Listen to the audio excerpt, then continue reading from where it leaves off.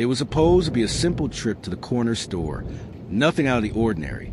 16-year-old Malik Johnson had just finished basketball practice, sweat still clinging to his forehead, his gym bag slung loosely over his shoulder. He only wanted one thing, a cold sports drink to cool off on his walk home. But the moment he stepped through the glass doors of Mr. Whitaker's convenience store, everything changed.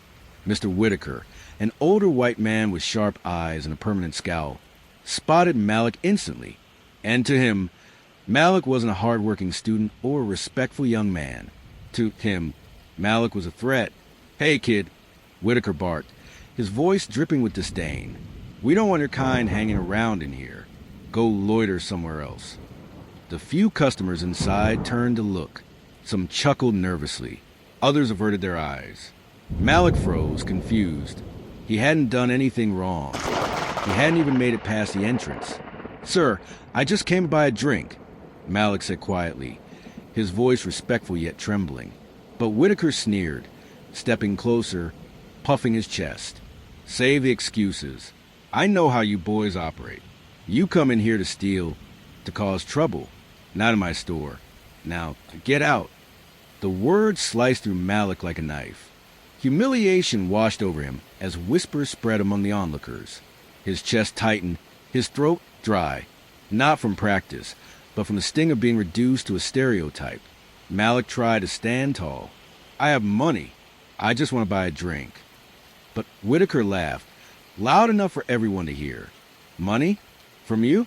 Kid, you can't even afford to be in this neighborhood, let alone in my store." Laughter rippled from a few bystanders. Others watched in silence, guilty, unwilling to speak up.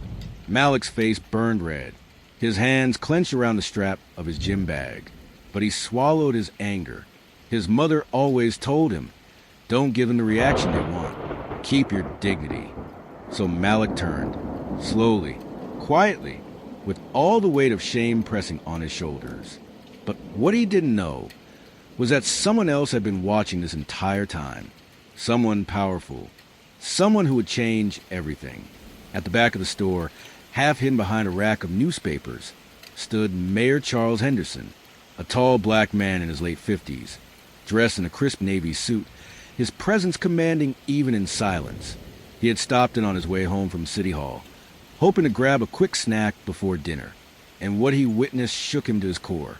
The store grew quiet as Malik pushed open a glass door. But just before it closed behind him, another voice thundered across the room. "Stop." Mr. Whitaker froze.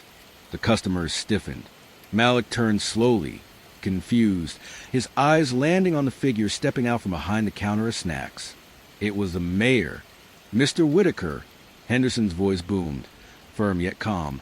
"I've seen enough." Whitaker blinked, stumbling over his words. Mr. Mayor, I didn't know you were here.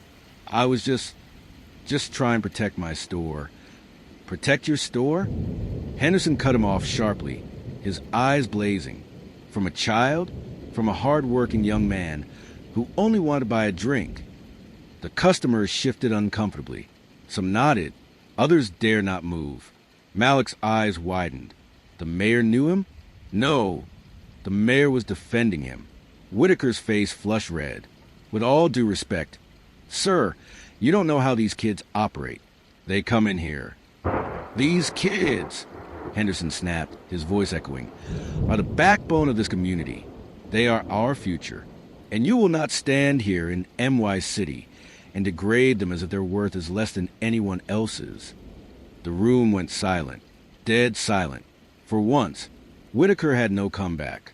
Henderson turned to Malik, his stern expression softening. "Young man," he said gently, "what were you here to buy?" Malik's throat tightened. He looked down, embarrassed.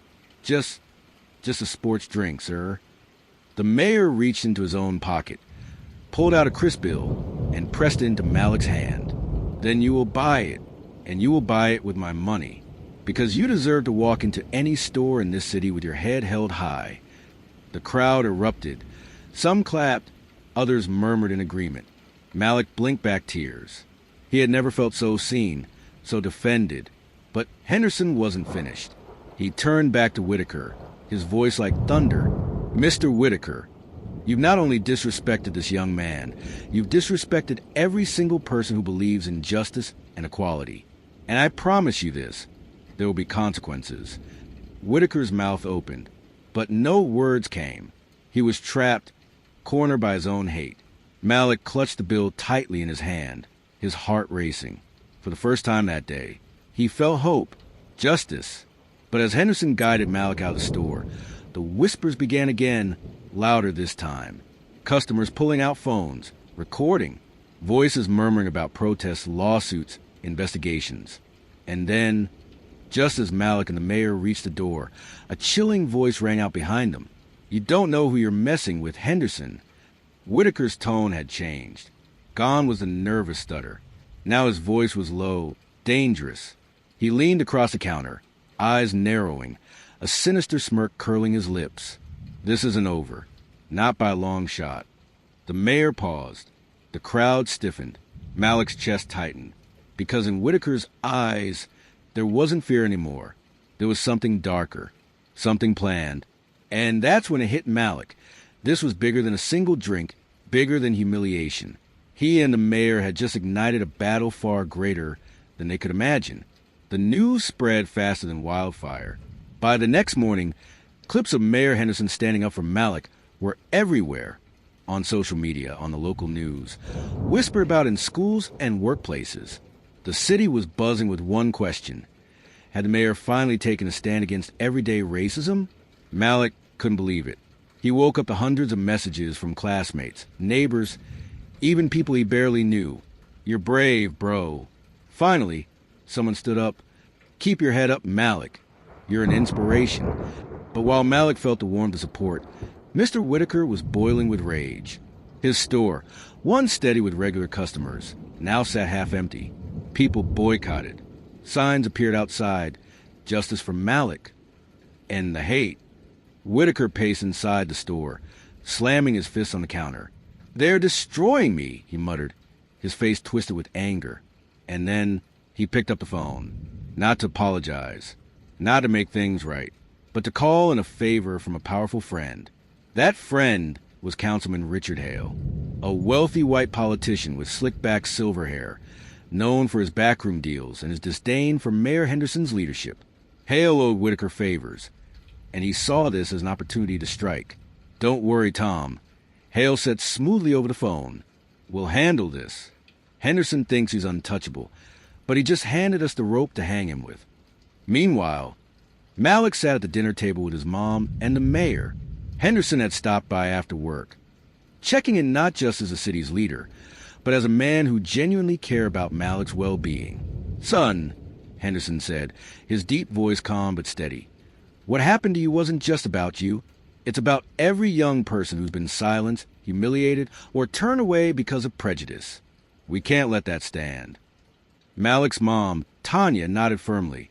"But, Mr. Mayor, Whitaker has money, connections. He won't go down quietly." The mayor leaned back, his eyes narrowing. "That may be true, but I've faced bigger bullies before. The truth is on our side." But just as he spoke those words, the battle was already being set in motion. That very week, headlines changed. Suddenly, articles began surfacing, not about Whitaker's racism, but about Mayor Henderson. Anonymous sources accused him of corruption, misuse of funds, shady dealings. Malik scrolled through his phone in disbelief. "This isn't true," he whispered. "They're making this up." And he was right. It was all part of Hale's plan. Discredit the mayor, silence his voice, and bury Malik's story under scandal. At City Hall, Henderson stormed into his office, slamming the newspaper down on his desk. "They think they can scare me with lies," he growled. But behind his eyes was something Malik had never seen before: worry. That evening, Henderson called Malik and his mother to his office. "Listen carefully," he said. "They're not just coming after me. They're coming after you. Whitaker won't stop. Hale won't stop. This fight is bigger than we thought." Malik swallowed hard, his hands trembling. "Then what do we do?" The mayor's gaze hardened. "We fight smarter. We gather evidence. And when the time comes, we show the city the truth." But as he spoke, the phone on his desk buzzed. His secretary's voice came through, panicked. "Sir, you need to see this. Now." The mayor turned on the TV. The breaking news banner flashed across the screen. A shaky cell phone video played, grainy but clear enough. It showed Malik, outside a convenience store, arguing with Whitaker. Only this time, the clip was edited. The words twisted. The footage cut to make it seem like Malik was aggressive, like he was the one causing trouble. The anchor's voice was cold. New evidence suggests the mayor may have exaggerated events to push his agenda. Malik's heart dropped. His mother gasped, and Henderson's jaw tightened like stone. "This," he said slowly, his voice heavy with fury, "is a setup, and whoever's behind it just made the biggest mistake of their life." Because in that moment, Malik realized the truth. This wasn't just about a racist store owner anymore. This was about power, about corruption, about silencing voices that dared to speak truth. And as Henderson turned to Malik, his eyes burning with determination, he said, "Are you ready for what comes next?" Malik nodded, even as fear twisted in his stomach. "Yes, sir." But none of them could have predicted what would happen the very next day, when Whitaker, backed by Councilman Hale, would take the fight directly into the mayor's own house. TOB continued. Subscribe for part 2.